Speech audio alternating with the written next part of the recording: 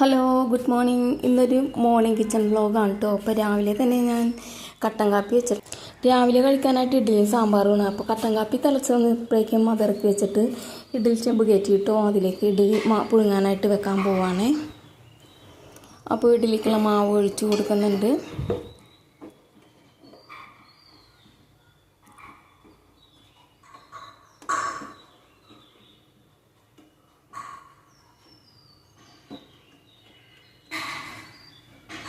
ഇഡ്ഡലി പുഴുങ്ങാൻ വെച്ചതിന് ശേഷം കുറച്ച് പാത്രങ്ങൾ തേക്കാണ്ടാന്ന് കേട്ടോ. അപ്പോൾ വേഗം തന്നെ അത് തേച്ച് കഴുകിയെടുത്തുകൊണ്ട് വന്നു കേട്ടോ. പിന്നെ സ്റ്റൗവിൻ്റെ അടുത്തൊക്കെ ഒന്ന് തുടച്ചിട്ടു. അപ്പോഴേക്ക് ഇഡ്ഡലി വന്നിട്ടുണ്ടായിരുന്നു. അത് ഇറക്കി വെച്ചതിന് ശേഷം കുഞ്ഞുങ്ങൾക്കുള്ള കുറുക്ക് റെഡിയാക്കാനായിട്ട് വെച്ചു.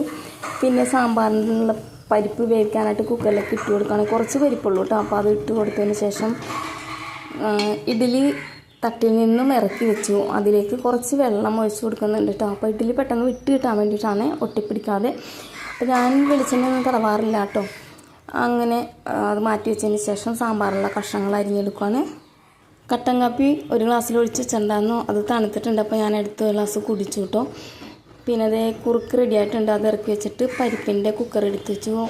കുഞ്ഞപ്പോഴേക്കും എഴുന്നേറ്റിട്ടുണ്ടായിരുന്നു. അപ്പോൾ അവളൊന്ന് എടുത്തതിന് ശേഷം മോനെ ഏൽപ്പിച്ചിട്ട് സാമ്പാറിൻ്റെ കഷ്ണങ്ങൾ ഇട്ട് കൊടുക്കുകയാണ് കേട്ടോ. പിന്നെ കുഞ്ഞുങ്ങളെ കുളിപ്പിക്കാനുള്ള വെള്ളം, പീലിമോളെ കുളിപ്പിക്കാനുള്ള വെള്ളം ചൂടാക്കാനായിട്ട് വെച്ചിട്ടുണ്ടായിരുന്നു. അത് ചൂടായിട്ടുണ്ട്. അത് ഇറക്കി വെച്ചതിന് ശേഷം സാമ്പാറിൻ്റെ കഷ്ണങ്ങൾ വെന്ത പരിപ്പിലേക്ക് ഇട്ട് കൊടുത്തു.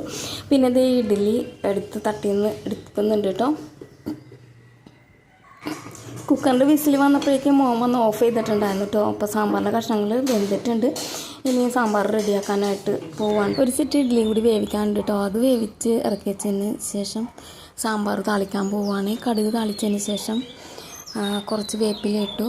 പിന്നെ വെണ്ടക്ക അരിഞ്ഞ് വെച്ചിട്ടുണ്ടായിരുന്നു. അതും കൂടി ഇട്ട് വഴറ്റിയെടുത്ത് വഴന്ന് വന്നപ്പോഴേക്കും വെന്ത് വന്ന സാമ്പാർ കഷ്ണങ്ങൾ ഇട്ട് കൊടുത്ത് കുറച്ച് പുളി പിഴിഞ്ഞ് വെച്ചിട്ടുണ്ടായിരുന്നു, വാളംപുളി, അതും കൂടി ഇട്ട് കൊടുത്ത് ഒരു കഷ്ണം ശർക്കരയും കൂടി ചേർത്ത് ഒന്ന് തിളപ്പിച്ചെടുക്കുന്നുണ്ട് കേട്ടോ. അപ്പോൾ ഇത് സാമ്പാർ റെഡി ആയിട്ടുണ്ട്.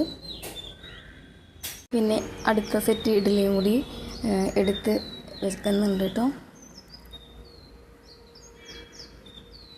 പിന്നെ ആ പാത്രങ്ങൾ അപ്പം തന്നെ കഴുകാനായിട്ട് കൊണ്ടുപോയിടുകയാണ്. പിന്നെ ചോറിനുള്ള അരിയും കൂടി ഇട്ട് കേട്ടോ. അപ്പോൾ ഇത് ഇഡ്ഡലിയും സാമ്പാറൊക്കെ റെഡിയായി മോന് കൊടുക്കണമെങ്കിൽ എല്ലാവർക്കും കൊടുത്തതിന് ശേഷം ഞാനും കഴിക്കുവാണ് കേട്ടോ. അപ്പോൾ ഇത്രയുള്ള ഇന്നത്തെ വീഡിയോ ഇഷ്ടപ്പെട്ടെങ്കിൽ ലൈക്ക് ചെയ്യണേ. Okay, by.